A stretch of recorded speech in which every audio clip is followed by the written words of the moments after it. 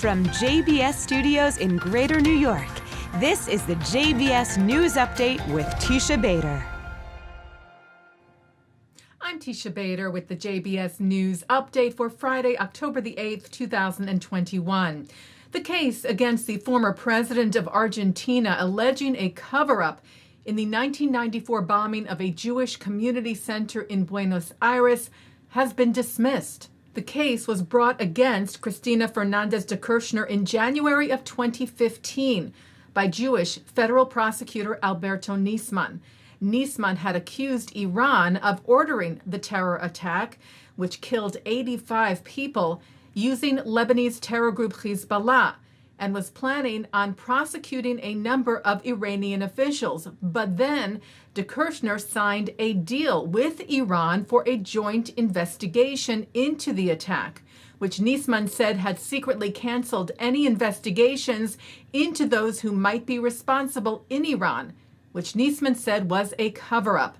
And he was found dead a day before he was set to testify about that to an Argentine congressional panel. Nisman is believed to have been murdered. Well, an Argentine court yesterday ruled that the agreement signed between de Kirchner and Iran did not constitute a crime and dropped the case. Jewish Democratic Senator of Nevada Jackie Rosen addressed the U.S. Senate to request unanimous consent to immediately set up a vote on the Iron Dome bill, providing $1 billion for Israel's missile defense system. Speaking of the critical need for this life-saving system on the Senate floor yesterday. Let me be clear. I want to emphasize the word defense. Iron Dome is a purely defensive system.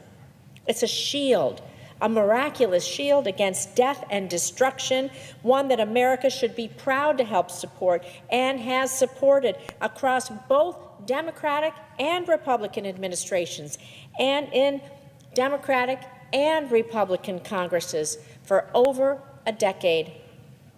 Iron Dome saves lives. Iron Dome prevents an escalation of violence, and Iron Dome provides a critical window for diplomacy. Jewish Democratic Senator from Connecticut Richard Blumenthal also spoke in support of the Iron Dome funding. Republican Kentucky Senator Rand Paul, who blocked the fast-tracking of the bill on Monday, once again, though, blocked it yesterday, delaying the process. Outgoing Chancellor of Germany Angela Merkel is set to arrive in Israel this Sunday and meet with Israeli Prime Minister Naftali Bennett and members of his cabinet.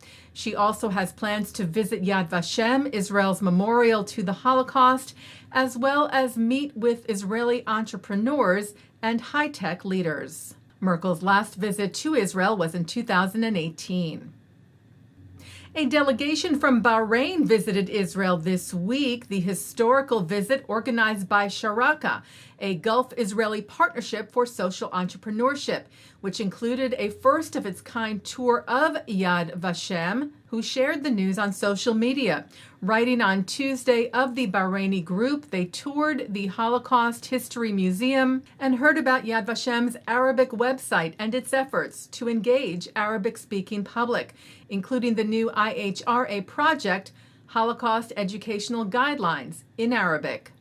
The group also visited and prayed at the Western Wall, the Kotel in Jerusalem's Old City. Taking a look now at our programming for tonight on JBS for Friday, October the 8th. Live Shabbat services are coming up at 6 o'clock from New York City's Central Synagogue, followed by Shabbat services from the Hampton Synagogue. At 8:30, a Shabbat A Capella concert. At 9, it's the film Time to Say Goodbye. At 10:30, we replay the Hampton Synagogue services, followed by an encore presentation of the Central Synagogue services. And coming up next, a look at this week's Torah portion. And that's the JBS News Update for Friday, October the 8th, 2021.